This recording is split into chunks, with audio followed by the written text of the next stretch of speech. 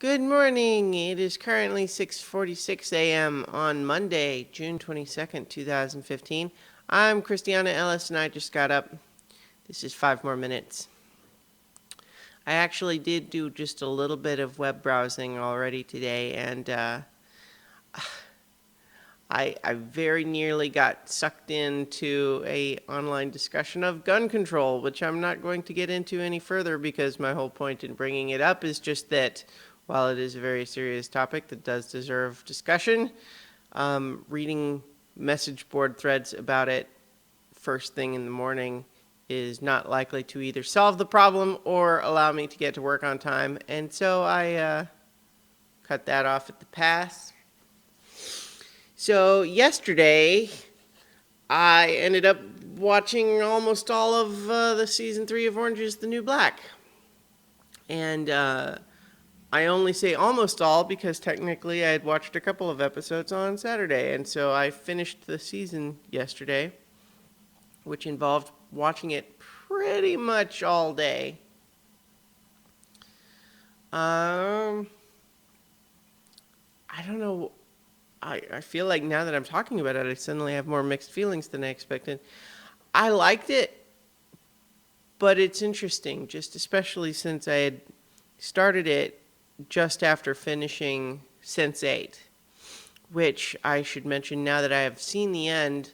The ending did not let me down, although it's also true that the ending of season 1 does not resolve as much as I would. I generally speaking, in terms of just preferences, I like my season finales to have a little bit more resolution than this one did. There's still so many unanswered questions in terms of the nature of the threat against these guys and all of that. And so it's not a cliffhanger so much as it is just there's still a lot of unresolved things, which is fine. I'm not even really complaining, especially since I'm just saying that if they were to never make a season 2, I would be really disappointed that we never got any resolution. But the things that I liked about it continue to hold true, and so I highly recommend the show. I really hope they're going to make a second season. I don't remember off the top of my head if they have said that they will or not. Orange is the New Black, by contrast, despite the fact that I binge-watched Orange is the New Black in a way that I didn't with Sense8, it definitely had a little bit more of a, okay, I'm going to watch the next one right now, instead of, okay, I'm going to space that out a little bit more. But it felt a little bit more disposable by comparison. I think that's maybe what it was, is that, Sense8 felt like some really high quality chocolate where it's super great, but you also don't want to eat too much all at once or you'll start to feel sick. You won't be appreciating it as much. Whereas Orange is the New Black felt a little bit more like potato chips, where you just kind of crunch, crunch, crunch, crunch, crunch, crunch, crunch. Oh, there's no more in the bag. It's not a criticism so much. This season didn't resonate for me as much as some of them have in the past. There's lots of good moments, but there's just a couple of elements that I wasn't as into, and in particular, the character of Piper, who, is less and less really the main character of the show. Anyway, I mean, arguably, she never really was, but she was sort of our way in early on. But she's now really kind of just another one of the prisoners, and not even really one of the more likable ones, in my opinion.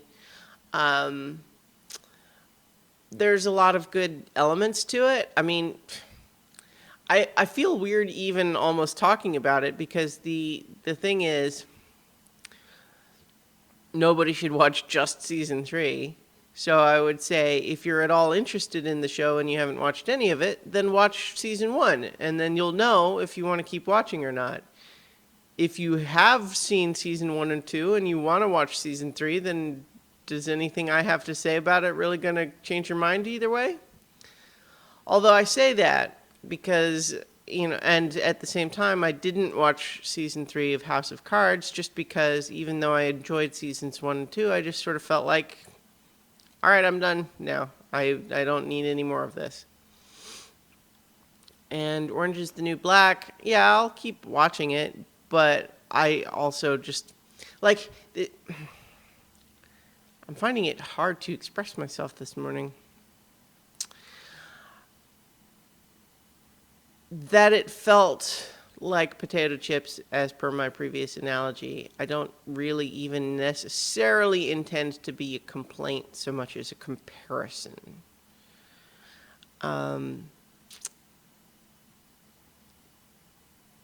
Maybe a little bit of a complaint. I don't know. I think it's one of the hazards of binge watching something that everything kind of blends in together and you don't have as much time to absorb and consider the various story beats. So while I understand the impulse, I feel like I might have actually enjoyed the show more if I had not watched it that way. I'm not sure. I like the show. Let me not be unclear about that. But this wasn't my favorite season. And I'm also increasingly thinking that binge watching stuff is not the way to go. I've been kind of moving towards this feeling for a while. It's a little bit like binge watching. I get the impulse as I'm talking about now. I just did it, but it's a little bit just like overeating. It feels good while you're doing it, but it's not necessarily good for you. All right. Well, I gotta get moving, get to work, and such and so on and so forth. All right. So, remember all the stuff I do, it goes up at christianaellis.com, and I will talk to you guys tomorrow for 5 more minutes.